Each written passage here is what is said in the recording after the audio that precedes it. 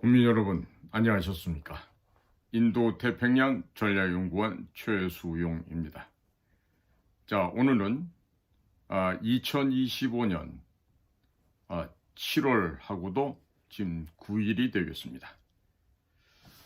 자, 지금 중국에서 벌어지고 있는 일들은 워낙에 이 보도가 통제가 됩니다. 때문에 진실 보도, 객관적인 사실 보도가 대단히 어려운 곳입니다.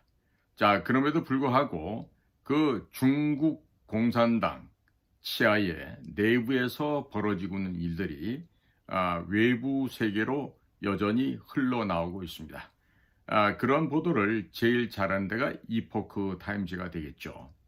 그래서 오늘은 이 시진핑을 비판하는 자들이 여러 계층들이 있어요. 그런데 이 시진핑을 비판하는 이 우리 홍이대라고 하는 게 있어요. 홍이대는 뭐냐면 붉을 홍자 두 이자 그리고 이을 때자 대대손손할 때 쓰는 그 대자죠. 그러면 홍이대 홍얼따이라고 발음하는데 이 자들은 뭐냐면 중국 공산당 정부를 세웠던 혁명 원로 세대가 있죠. 그 원로 세대들의 다음번 세대, 그러니까 자식 세대에 해당되는 사람들이에요. 그러니까 홍 3대 하면은 그 자식의 자식이니까 건국 원로들의 어떻게 되죠? 손주, 손녀 세대가 되는 것이죠. 자, 그런데 지금 원로급에서 시진핑의 하야 욕을 하고 있는데 이 홍 2대와 홍 3대 얘네들이 지금 해외로 빼돌린 돈이요. 약 20조 위엔, 인민폐입니다.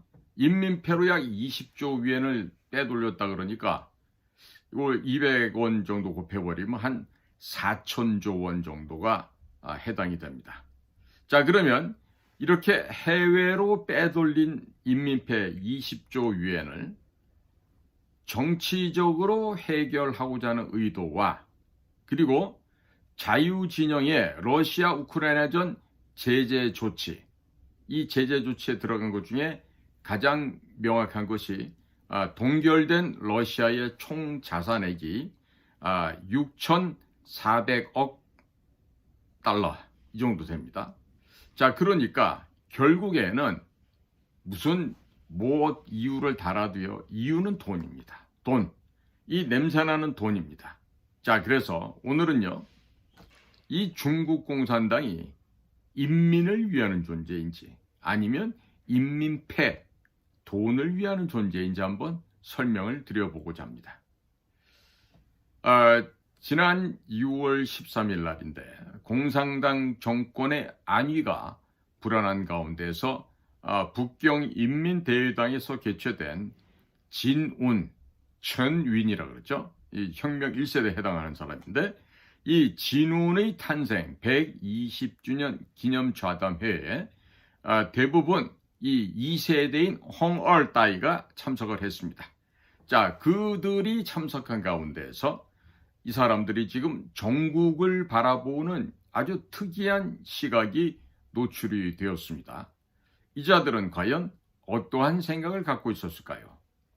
자, 해외에 나와서 거주하고 있는 법학자 중에 원홍빙이라는 사람이 있습니다. 웬홍빙이라는데 이 닥터 웬이 체제 내의 체제 내부 인사예요. 밖의 인사가 아니고 체제 내부에 있는 인사의 발언을 인용해서 그동안 분열되어 있었던 홍이대, 홍얼따이의 세력이 아주 어렵사리 뭉쳐서 시진핑에 대한 당 21차 대회에서 연임을 반대하는 건의서를 당 중앙에 작성을 하였다 그럽니다. 자, 그 당 중앙에 작성하여 제출한 내용을 보니까 요지가 첫째, 시진핑이 중공당의 고위층의 권력은 집안 식구끼리 장악해야 한다는 원칙을 위반하였고, 둘째, 시진핑이 당 고위층의 도광양회 원칙을 위반하고 대만 통일에 집착하여 모든 홍이대, 홍얼따이 가족들의 해외 자금에 상당한 위협을 주었는데 이 문제를 해결하는 방법은 시진핑을 내려오게 하는 것이다 라고 주장을 했다는 것입니다. 자, 그런데 우리가 이 점에서 좀 냉정하게 바라본다면 홍이대의 지금 시진핑에 대한 하야를 요구하는 두 가지 조건이 이 중국 공산당의 두 가지 역사적인 거짓말을 폭로한 것이었습니다. 그렇기 때문에 우리가 한번 이 점을 살펴봐야 하는 것입니다. 자, 첫 번째 거짓말은요. 인민이 주인이며 인민공화국이라는 이 말을 하고 있습니다만은 실제는 인민이 주인이 아닙니다. 공산당, 당이 주인입니다. 그렇기 때문에 당의 천하이고 가의 천하라는 겁니다. 가라는 얘기는 집과 짜죠. 그러니까 결국 집안이란 얘기입니다. 집안. 예? 그러니까 중국 공산당은 고생하는 대중을 해방시키자, 인민으로 하여금 주인 노릇을 하게 하자, 이와 같은 깃발을 들고 인민을 선동하였습니다. 그리고 혁명으로 일어섰었죠. 자, 그러니까 이자들은 즉 중국 공산당은요. 이렇게 인민을 선동해서 혁명을 하면서 인민을 이 공연 현장에 내세우고 이런 사기 연속극을 자그마치 지금 100년 넘게 지금 공연을 하고 있는 것입니다. 이 홍이대, 홍얼따이의 시진핑 타도를 요청하는 이유에서 오히려 역설적으로 철저하게 중국 공산당이 인민을 공연장에 등장시켜서 사람을 속이고 헛된 명예를 탐한 위장된 모습을 폭로하기에 이르렀습니다. 바로 이런 거 보고 자업자득이다 혹은 자가당착이다, 인과응보다 이런 말 쓸 수가 있죠. 자, 그러니까 당의 천하, 집안, 가의 천하의 유래에 대해서 이 인민일보에서 이랬던 한 주임이 있는데 위아남이랍니다. 웨이야난이라는데 이 웨이야난이라는 사람이 박힐의 사건, 뽀시라이라 그러죠.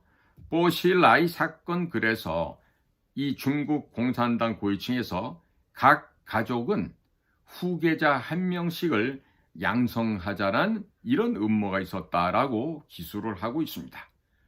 1989년 6월 4일 천안문 사태가 발생한 이래로 이 당의 원로인 진운, 천윈이 등소평, 덩샤오핑한테 이렇게 얘기를 합니다. 우리가 일으킨 강산을 우리 후대에게 계승시키자. 이렇게 건의하면서 가정마다 최소 1명, 1인이라고 강조한 바가 있었고 후에 당 중앙조직부에서 정식으로 정책으로 추진하였다는 것입니다. 고위층에서 이러한 정치 권력과 경제 권력을 홍이대, 홍얼따이 가족의 수중에서 장악하고자 하겠다는 것은 바로 중국에서 소련 동구권 격변이 발생할 경우 홍색 가족이 경제력으로 정세를 전환시키겠다는 의도였습니다. 그러나 등소평이 진운의 방침을 무시했다는 것입니다.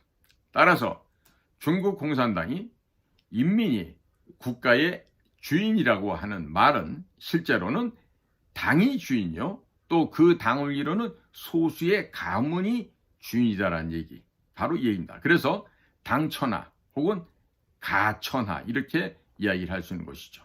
그러니까 이것은요, 중국 공산당과 그 공산당, 예를 들면 당 중앙 정치국, 거기서 당 중앙 상무위원 하는 7명 아니면 8명, 이와 같은 고위층들, 즉 신의 반열에 올라가 있는 그런 고위 간부들, 그 사람 집안들만의 천하라는 것을 명명백백하게 지금 폭로해주고 있는 것입니다. 자, 두 번째 거짓말입니다.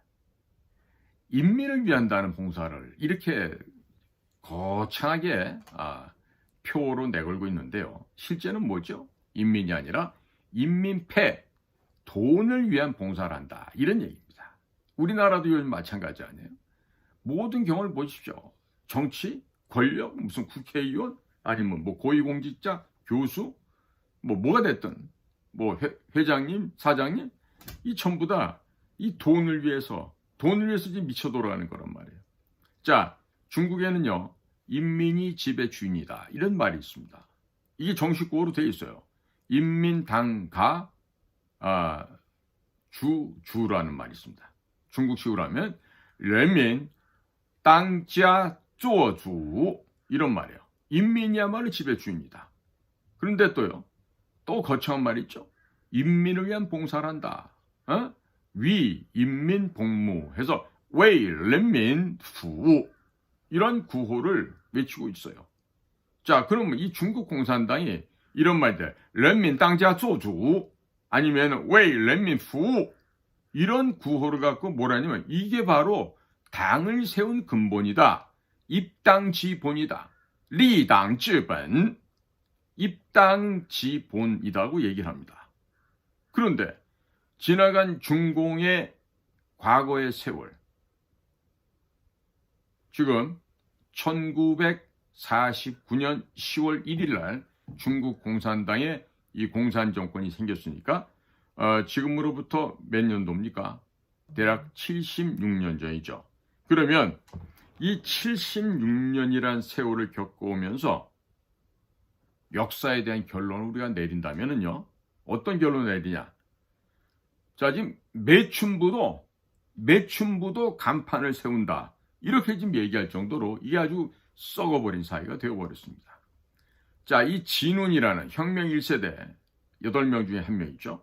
이 천윈, 이자가 말한 대로 권력은 정치 권력과 경제 권력을 포함하는 것입니다. 전체 원로들의 동의하에 홍이대, 홍얼따이의 일부분은요. 당과 정과 군, 당정군 요직으로 또 다른 일부는 국영기업 혹은 개인사업으로 진출을 했습니다. 그리고 이자들은 홍색, 즉 적색 권력을 배경으로 해서 약탈적으로 돈을 긁어 모아왔습니다. 정치, 경제 권력을 마치 집안 식구들끼리 장악을 하였고 일부는 회색이고 일부는 흑색에 또 일부는 혈색도 있어서 이들은 이러한 자금, 돈을 획득한 이후에 해외에 안전하게 이전을 하였죠. 그래서 지금 미국에 그렇게나 중국에 자산들이 많이 가 있는 것입니다. 자, 그러다가 시진핑이 집권한 이후부터는 대만을 무력으로 복속시켜서 대만을 중국의 땅으로 삼고자 했습니다. 즉, 대만에 대한 무력 통일에 집착을 해왔던 것입니다. 자, 이러다 홍이대, 홍얼따이는 구미 제국, 즉 미국이나 불아파 등등의 선진 국가들의 제재로 인해서 해외 자산이 동결되는 것이 두렵게 되었습니다. 그렇게 되니까 이들은 시진핑 하야를 촉구하게 되었고 시진핑이 등소평이 주장했던 도광양회, 타광량회의라고 하는 이 외교 전략을 위반하였다. 이 외교 전략을 위반했을 뿐만 아니라 종신제로 다른 혁명 2세대 홍얼따이는 권력을 공유하는 데 있어서 참여하는 것조차 못하게 했다. 그래서 당이 중심이 된 천하를 시진핑의 집안 중심으로 된 집안 중심의 천하로 바꿔놓았다는 그런 주장을 하게 되는 것입니다. 자, 그리고 여기에서 이 좀 시진핑이라는 자가 벌렸던 가장 큰 최대의 착오, 잘못 오류가 있습니다. 그거는요, 바로 중국 공산당 스스로가 전쟁 준비 상태로 돌입을 해서 당 21차 대표자 대회 이전인 2027년 이전에 대만에 전쟁을 발동하게 되면 중국 공산당 정권이 전복할 위험에 처하게 된다는 이런 주장이 좀 벌어지고 있는 것입니다. 자, 그래서 홍 2대와 홍 3대가 홍 얼따이, 홍 산따이가 해외로 빼돌린 자산이요. 놀라지 마십시오. 대략 한 20조 위엔, 우리나라 돈 한화로 약 4천조 원 정도 되는 규모라 그럽니다. 그러니까 이렇게 되는 해외로 빼돌린 이 자산을 지금 정치적으로 이 문제를 해결하기 위해서 시진핑의 하야를 건의하게 됐다 이런 얘기입니다. 그리고 또 다른 한편으로는 러시아, 우크라이나에 대한 제재 조치, 이 지금 미국을 중심으로 한 자유진영에서 러우전에 대한 제재 조치라죠. 그러다 보니까 러시아도 지금 한 6,400억 달러가 지금 동결이 되었습니다. 그리고 2020년에 러시아의 스위스 은행에 약 112억 달러가 자산이 있었다랍니다. 그런데 중국은 어떨까요? 러시아 같은 건 그야말로 세 발의 피죠. 중국 고위층 이들의 자산은 서너 배에서 한 100배 정도로 추산이 된다랍니다. 자, 그러니까 이 러우 전쟁이 터지게 되면서 우리가 해외에 숨겨놨던 이 자산을 동결돼서 우리가 뺏기면 어떡하지? 이와 같은 이제 걱정을 하게 된 것이죠. 자, 중국 공산당의 해외 자산에 도피시키는 명세서를 일부입니다. 일부만 한번 말씀을 드려보겠습니다. 첫째로 홍콩 개방 카이팡 잡지에서는요, 2002년 12월 스위스 국제결산은행이 응립된 20여억 달러는 강택민이 당 16차 대표대회 전날 이전한 것이라고 합니다. 이것은 전 중국은행 부회장을 지냈던 유금보, 류진바오가 옥중에서 증언했던 얘기입니다. 자, 두 번째는 2013년 중국 국유자산위원회 전 중국 석유회장 장결민, 짱제민, 이 짱제민이 낙마를 한 이후에 정치국 상무위원 주영강, 쪼용캉 가족이 100억 달러를 스위스은행에 예치했다라고 토로했습니다. 세 번째는 2018년 스위스은행은 373명의 중국 부호가 1조 1,200만 달러의 자산을 보유하고 있으며 1인당 평균 30억 달러라고 소개하고 있습니다. 4명의 자산을 모으면 2020년 러시아의 스위스 자산을 초과한다고 합니다. 자, 30억 불이면요. 과거 같으면 우리 10억 불을, 지금도 미국에선 10억 불을 1빌리언이라고 합니다. 보통 과거에는 10억 불이면 우리가 1달러가 1,000원 할 때는 1조 원이었는데요. 요즘처럼 1달러가 1,400원 되니까 이게 1빌리언, 10억 달러가 우리나라 돈 지금 1조 4천억 원 정도가 됐죠. 자, 그러니까 이 중국의 이 부패, 이 중국 소수의 이런 사람들의 이 욕심이 얼마나 큰지 한번 우리가 상상해 볼 수 있습니다. 자, 네 번째로는요. 2019년 8월 초 중국 공산당의 제11기, 12기 정협위원 및 재정부 관리로서 화샤 신공급 경제학 수석 경제학자였던 가강 교수가 있습니다. 지아캉 교수인데 이 교수가 스위스은행에 따르면 100명의 중국인들의 총 저축액이 7조 8천만 인민폐 위엔이라고 소개하였다가 바로 삭제된 적도 있습니다. 자, 다섯 번째로 2020년 스위스은행과 보화영도연합, 즉 푸화, 용다오,聯合 이곳에서 중국의 억만장자가 415명이다라고 발표하면서 총 자산액이 1조 7천만 달러로 인민폐로 환산하면 대략 한 10조 원, 10조 위엔 정도가 된다고 발표한 바 있습니다. 자, 여섯 번째로 2020년 미국에 망명한 모 중국의 부호가 있고 또 홍콩의 실업가 이들이 동시에 폭로했는데 자, 이들이 폭로한 내용에 따르면 강택민의 손자 강지성, 즉 할아버지 장저민의 손자였던 손자 장쯔청이 최소한도 5천억 달러 이상의 자산을 보유하고 있고, 전체 장저민, 강택민 가족의 해외 재산은 최소 1조 달러에 이른다고 합니다. 도대체 이 많은 돈 어디다 쓸까요?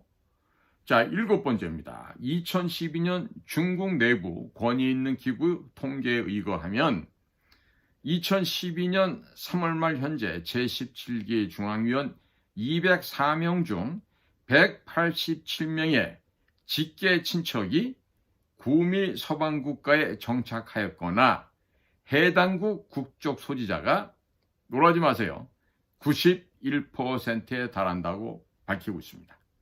자, 후보위원 167명 가운데 142명의 친척이 해외로 이주를 했고, 그 자들의 퍼센테이지가 85%나 달하고, 또 127명이나 되는 중앙기율검사위원회, 이 중앙기율검사위원회란 말은 굉장히 막강한 파워를 갖고 있죠.